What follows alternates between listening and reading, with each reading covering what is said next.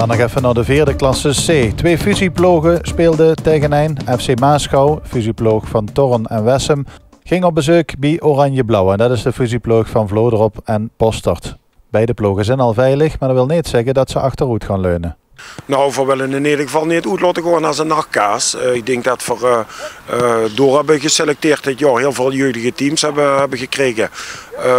En ik denk dat het jeugdige ook ermee te maken heeft dat we niet staan waar we willen staan. Ik denk wel dat we in potentie bij de eerste 6 kunnen eindigen. Alleen ja, doe het met een jeugdteam dat ze ook een keer de deksel op de naast krijgen. En dat is ook wel gebeurd. Dus al met al wel tevreden over dit seizoen, dus wat ik zo hoor. Daar hebben ze nu je lichting en kans kunnen geven. Ja, dat wel. Ik denk qua mentaliteit dat we nog wel een stapje kunnen maken. Maar ik denk wel dat als ik kijk naar het proces, dat de groep goed bij elkaar is gekomen. En dat de jeugdigen ook een beetje volwassen zijn geworden. Dus dat belooft nog het voor de komende seizoenen dan? Nou goed, ik denk met wat van de A nog erbij komt, dat we best wel een 15, 16 spelers hebben die volgend jaar het eerste aankennen. Dus volgend jaar zitten we in ieder geval het hoger in. Super. Vandaag nog tegen Maasgouw. Ja, een wedstrijd wie al langere? Ja, blijft toch wel in de derby. Meestal zitten we in het Z8. Maar ja, het is wel leuk om tegen Maasgouw te spelen. Ook een ploeg die wat wil voetballen. Dat is in deze klasse bij sommige teams wel wat anders. Maar ik verwacht gewoon een open wedstrijd. We zijn allebei veilig. Faire sportieve wedstrijd. En ik hoop veel goalen, maar niet bij ons. Succes. Ja, dank je. Beide ploegen zijn echte middenmotors. Ze doen niet nog met om te prijzen, maar hoeven ook niet meer te vrezen voor degradatie. Echt opvallende resultaten hebben ze niet gehaald. Ze wonnen van de ploegen die jonger staan en verloren van de ploegen die hoger staan op de ranglijst. Klinkt logisch, maar in die vierde klasse is dat natuurlijk lang niet altijd het geval. Op de ranglijst hoeven ze niet voor elkaar honger te doen. Oranje-Blauw staat 1 puntje hoger dan FC Maasgouw. Als de gasten uit Maasgouw winnen, dan gaan ze de toesploeg uit Roerdalen voorbij. Job Teulen is de keeper van Oranje-Blauw. De Maasgouw stuurt en dus moet hij de bal naar voren jassen.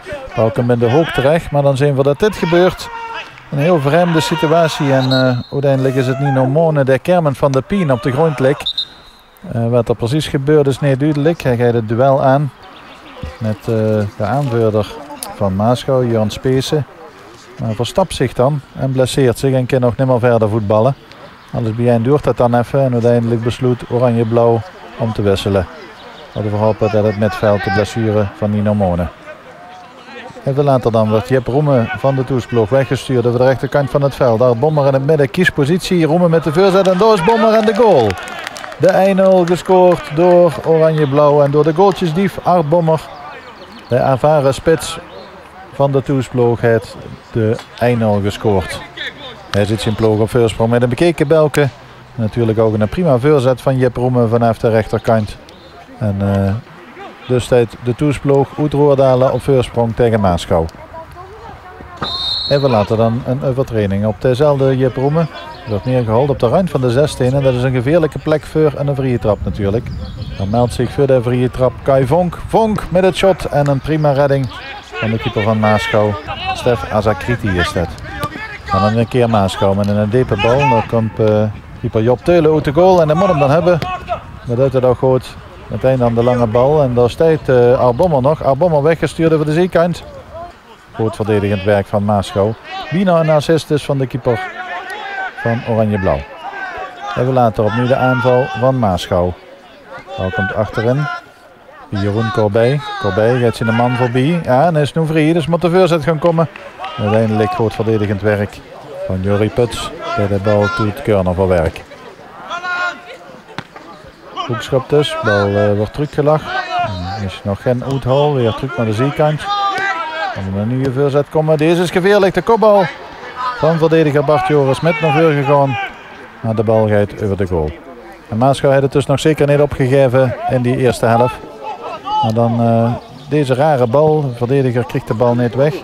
Daar staat Rico op het veld nog en daar gaat de achterlijn zoeken natuurlijk. Op het veld met de voorzet, bij de tweede paal en dat moet de treffer zijn en dat wordt er dan ook. De 2-0 wordt gescoord door Gilles Tegels. Hij is met naar voren gelopen en hij scoort de tweede treffer van de dag. En zo komt Oranje-Blauw op een comfortabele 2-0 voorsprong. En dat zou dan ook de ruststand zijn. Maasgouw duidt in de tweede helft wel nog gaat terug. Vlak voor tijd scoort Jeroen Corbij de aansluitingstreffer, maar meer dan een eretreffer zal het niet zijn.